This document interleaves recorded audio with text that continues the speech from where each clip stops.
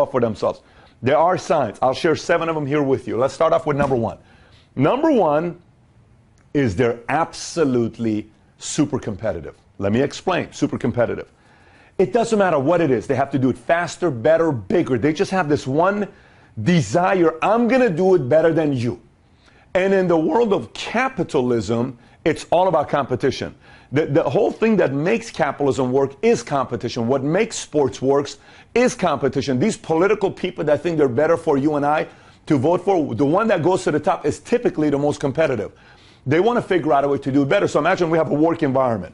We have a work environment, and there's a first place person in any office, in any team, in any basketball team. Even if the team sucks, there's somebody that's the best on that team. Then you got a new cat that comes in town. And he comes into the work environment or goes into that basketball team, whatever it is. This guy puts this guy as a target. He wants to beat him. Anything he does, he does. Diet, work ethic, time he comes in, everything. Because he is super competitive. And if he's super competitive, even more than them, he eventually passes him up. It's just simply how it is. Second one, they like to finish things. Let me explain. They can play a puzzle, right? They can't stop until they finish the puzzle. They play a video game. They have to finish the video game. They have to finish it. They can't help themselves. They got to finish the video game. You know, they may be reading a book. They got to finish the book. There's a lot of people, guys, this is a sign of when I see people that only read first chapter, 2 chapters, and then they ask the question, Pat, what do you think, man? I have like 30 books I've started, I haven't finished. Well, there's a sign. You don't like to finish things. You like things to be given to you easy.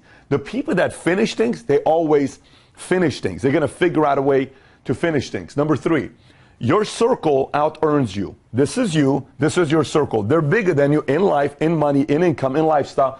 You're not. You're the green one. But if you have a circle that out-earns you or out-succeeds you, you're eventually going to be there. It's a formula. This is not an accidental thing. This is why you'll notice some of the people that don't achieve success, they always want people smaller than them around them because it makes them feel bigger.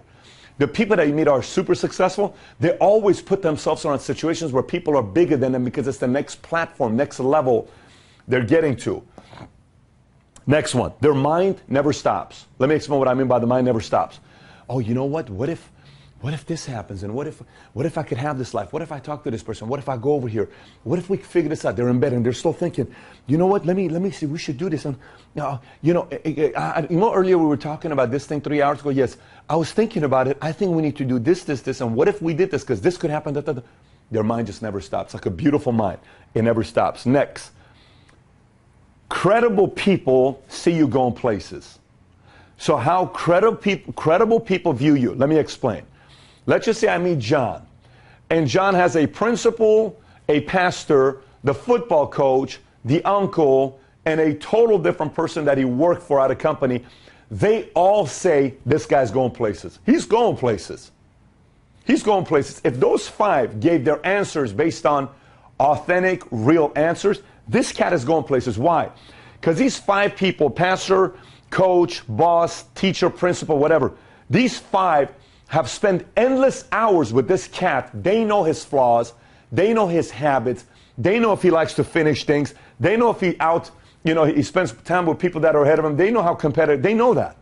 So if somebody says that, there's credibility there. So credible people believe in you. Credible people see you going places. Next one, you're a student. They will not stop learning. They can't stop learning. They can't help themselves. They want to know this. They want to get better at this. They want to get better at this. They want to get better at that. There's constant desire to want to be a better student and learn more. That's number 6. And last but not least, they're extremely obsessive. They're extremely obsessive. Like, I have to have this. Let me explain. Hey, Daddy, I want to go. If you were really able to dissect the mind of an obsessive person, it would concern a lot of people. Because they would say, does this person really think that way? They do. They really do think that way. They really want what they want, and they really end up getting what they want because they have to have it. They're obsessed about it. And anytime they're obsessed about it, they start figuring out creative ways to get what they want. If it's a girl, if it's a business, if it's a position, if it's a certain success, if it's accolades, if it's a certain place they want to be, if it's a certain lifestyle they want, they're going to figure out a way to get it because they're obsessive. They have to have it. They're just wired that way. So those are the 7 signs where you and I can tell if someone is going to be successful or not. Z, if you throw me that pillow right there, and if you watch this video here, if you're telling yourself, man, I got 3 out of the 7. Well, go share this with other people. See if they'll validate what you're thinking with 3 out of the 7. And if not anything, you're working, you got 5 people that are working with you, and you're wondering which one for you to lock onto. You ask yourself, out of these 5 people you work with, which one of them has the most? You'll pretty much be able to tell which one of the guys is the person that has the highest likelihood of one day being successful. And by the way, there is no 100% to any of this. It's just odds. No one's ever going to be 100%. There's a lot of smart people that, drafted the player that ended up becoming nothing and they flopped. But you want to be 80%. You want to be 70%. Because if you do this right majority of the time, eventually you're going to put together the most incredible team in your business to grow and go to different places. Now, having said that,